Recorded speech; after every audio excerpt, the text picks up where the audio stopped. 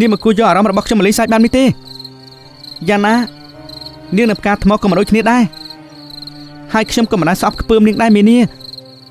ខ្ញុំក៏ចាត់ទុកនាងជាមិត្តភក្តិរបស់ខ្ញុំដែរតែរវាងខ្ញុំហើយនឹងផ្កាថ្មគឺជាអារម្មណ៍ពិសេស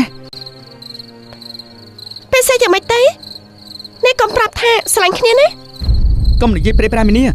បើនាងគ្មានការអីនាងគួរតែចេញពីទីនេះទៅខ្ញុំចង់នៅម្នាក់ឯង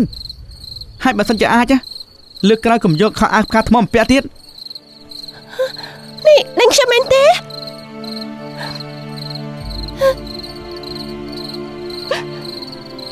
ហេតុអីក៏ស្អប់ខ្ញុំយ៉ាងហ្នឹងខ្ញុំនឹងផ្កាថ្មនៅជាមួយគ្នាតាពីតើដូចជាបងប្អូនបង្កាន់អញ្ចឹងមានសុខរំសុខមានទុក្ខរំទុក្ខស្មានថាផ្កាថ្មទៅនៅជាមួយម្ដាយគេវិញខ្ញុំមិននឹកខ្ញុំតែងតែសួរពុកម៉ែខ្ញុំថាផ្ទះផ្កាថ្មនៅណាខ្ញុំតែងតែទាគាត់ឲ្យជូនខ្ញុំទៅលេងម្យ៉ាងទៀតបាត់ដឹងទេមកពីខ្ញុំនឹកផ្កាថ្មខ្លាំងតែខ្ញុំយកកៅអៅផ្កាថ្មមកពាក់ព្រោះខ្ញុំយកអារម្មណ៍អ្នកដែលនឹកមនុស្សដែលខ្លួនកំពុងតែស្រឡាញ់អញ្ចឹងហើយតែខ្ញុំលងលំបាត់តែបាត់ទេមិនយល់ពីអារម្មណ៍ដែលខ្ញុំកំពុងតែប្រឈមនៅពេលនេះទេព្រោះបាត់ទេស្គាល់ផ្កាថ្មពេលខ្លីខ្ញុំនៅជាមួយផ្កាថ្មដេកជាមួយផ្កាថ្មខ្ញុំនឹងផ្កាថ្មស្និទ្ធស្នាលជាងបាត់ទៀត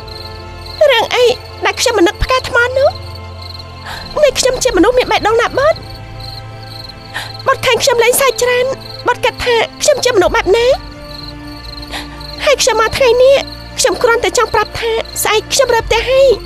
មិនដឹងពុកម៉ែខ្ញុំជូនខ្ញុំទៅណាទេខ្ញុំបាត់ផ្កាថ្មម្នាក់ហើយឥឡូវនេះត្រូវបាត់បង់មនុស្សដែលខ្ញុំស្រឡាញ់ចាត់ទុកជាមិត្តគឺជាបាត់ម្នាក់ទៀតអារម្មណ៍ខ្ញុំនេះពិបាកទ្រាំណាស់បានមិនចូលចិត្តខ្ញុំក៏មិនអីដែរខ្ញុំសង្ឃឹមថាផ្កាថ្មនាងនឹងយល់ពីអារម្មណ៍ដែលខ្ញុំកំពុងតែនឹកនាងនៅពេលនេះឈប់សិនមីនី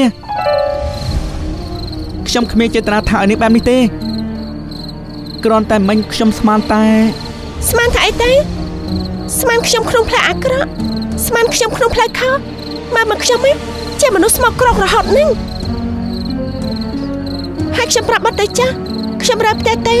ខ្ញុំច្បាស់ជានឹកបាត់ខ្លាំងដូចគ្នាខ្ញុំនឹងព្យាយាមតាមរកដំណំការថ្មរហូតតតែឃើញតែបើបាត់រើអាងក៏មិនអីដែរពេលដែលខ្ញុំបានដំណំការថ្មខ្ញុំក៏មិនហ៊ានចាំមកប្រាប់បាត់ដែរឲ្យខ្ញុំសុំទោសមីនី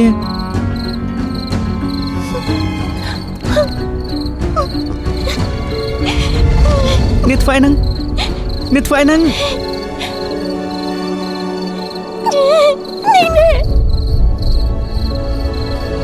យកទៅវាជាកៅអៅផ្កាថ្ម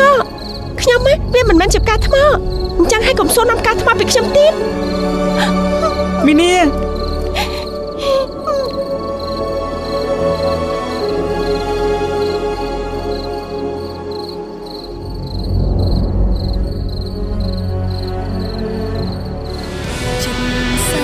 រឿងផ្កាថ្មផ្សាយជូនទស្សនាម៉ោង 8 យប់លើកញ្ចក់ទូរទស្សន៍ហុងមាស HD TV